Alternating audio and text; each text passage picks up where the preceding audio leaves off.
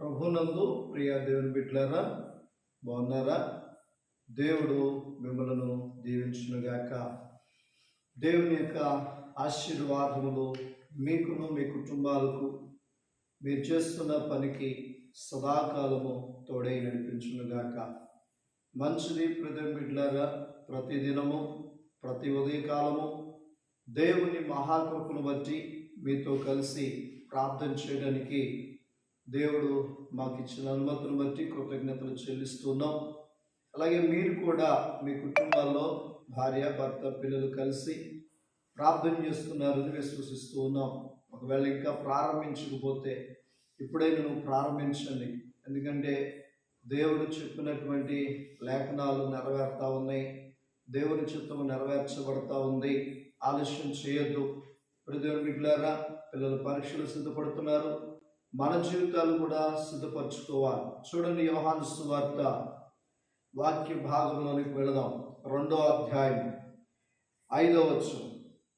ఆయన తల్లి పరిచారకులను చూసి ఆయన మీతో చెప్పినది చేయుడనెను. ప్రియ బిడ్డలారా, ఈ వృత్తాంతం మీ అందరిలో ఎరుగుదురు. అయినప్పటికీ దేవుడు మరొక పర్యాయం మనతో మాట్లాడుతూ ఉన్నారు. చాలా జాగ్రత్తగా ఆలోచించేద్దాం. యేసు ప్రభు వారు కూడా, తల్లి అయిన మరియ వారందరూ కూడా కలిసి కానా ఊరిలో జరుగుతున్న వివాహానికి వెళ్ళారు. అక్కడున్న పరిస్థితులు ఏమైనా అక్కడ ద్రాక్ష రసం అయిపోయింది. అయితే ప్రియ బిడ్డలారా, ఇక్కడ మీరు గమనించినట్లయితే తల్లి అయిన మరియ ఏం చెప్పారు అని అంటే, ఆయన తల్లి పరిచర్యను చూసి ఆయన మీతో చెప్పినది చేయడను. ఎవరితో? శిష్యులకి దేవుడు, పరిచారకులకి దేవుడు ఏదైతే చెప్తారో అది చేయండి అని చెప్పారు. అవును, ఈరోజు ప్రియ బిడ్డలారా, ఆయన చెప్పింది మనం చేయట్లా. ఆయన చెప్పింది మనం చేయకుండా ఆయన వద్దన్నది మనం చేస్తున్నాం. అందుకే ఈరోజు దీవెన పొందలేకపోతున్నాం. ప్రియ బిడ్డలారా, ఆయన ఏం చెప్పాడు?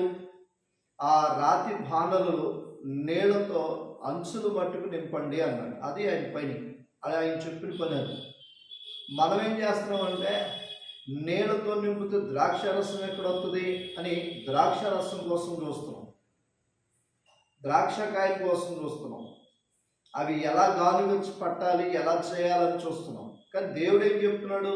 అవన్నీ మీకు అవసరం లేదమ్మా, మీరు అంచులు మట్టుకు నీళ్లతో నింపండి అన్నాడు. అంటే మనం ఏం చేస్తున్నాం అంటే, సేవ అయినా కుటుంబమైనా దేవుడు వద్దన్నది అట్రాక్షన్ కోసం ఏదో చేస్తున్నాం.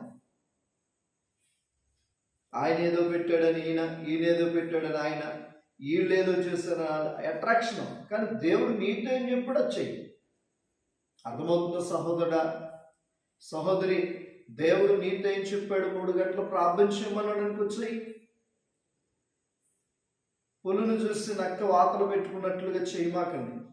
దేవుడు ఒక్కొక్కరికి ఒక్కొక్క రీతిగా దేవుడు పని చెప్తాడు. అందుకనే ఈరోజు నీ కుటుంబం గురించి దేవుడు ఏం చెప్పాడో ఆ పని చేయి. ఇక్కడ నేలనే అంచుల మట్టుకు పోయింది అన్నాడు.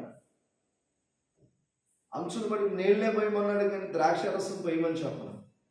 అందుకనే ఆయన చెప్పింది మీరు చేయండి అన్నాడు. నిజమే, అక్కడ పరిచారకులు ఎప్పుడైతే ఆయన చెప్పింది చేశారో అక్కడున్న కొరత తీరింది, అక్కడున్న పరిస్థితులు మారి దేవునికి మహిమ వచ్చింది. నువ్వు ఏ సభలో ఉన్నా, ఏ ఇంట్లో ఉన్నా, ఏ మందిరంలో ఉన్నా, ఏ సేవ చేస్తున్నా ఆయన చెప్పింది చేసినప్పుడు కొరత తీరుద్ది. రెండవది ఘనత వస్తుంది. మూడవది ఆయన నామము హెచ్చించబడుతుంది.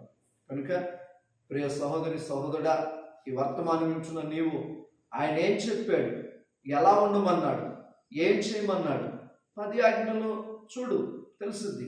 శిష్యుని పిలిచి ఏం చెప్పాడు, ఏం జరగబోతుందో చెప్పాడు. లేఖనాలు చదువు. అప్పుడు ఆయన చెప్పింది చేస్తే మన పరిచర్య ఎప్పుడు దిక్కుమాల పరిచర్యగా ఉండదు, ఎప్పుడు దరిద్ర పరిచర్యగా ఉండదు. మనం ఆయన చెప్పందని చేస్తున్నాం కాబట్టి దరిద్రులుగా ఉంటున్నాం. కనుక అర్థం చేసుకుందాం, ప్రార్థన చేసుకుందాం. దేవుడి కొద్ది మాటలు దీవించునుగాక. ప్రార్థన. పరిశుద్ధుడా, ప్రేమ కలిగిన దేవా, నీ పరిశుద్ధమైన నామాన్ని బట్టి వందనాలు. పిల్లలు కూడా తల్లిదండ్రులు చెప్పింది చేయకపోవటం వల్ల నష్టపోతున్నారు. అలాగే మేము కూడా మీరు చెప్పింది చేయకుండా నష్టపోతున్నాం. పరిచారకులైతే మీరు చెప్పింది చేశారు, అద్భుతాన్ని చూశారు. మేము మా పిల్లలు మీరు చెప్పింది చేసి అద్భుతాన్ని చూసినట్లుగా సహాయం చేయండి. కుటుంబాన్ని బిడ్డలను దీవించమని, ఈ పరిచర్ని కూడా దీవించమని యేసు పరిశుద్ధ నామములో ఈ మనవులను అడిగి పొందినాము తండ్రి. Amen. God bless you. Thank you all.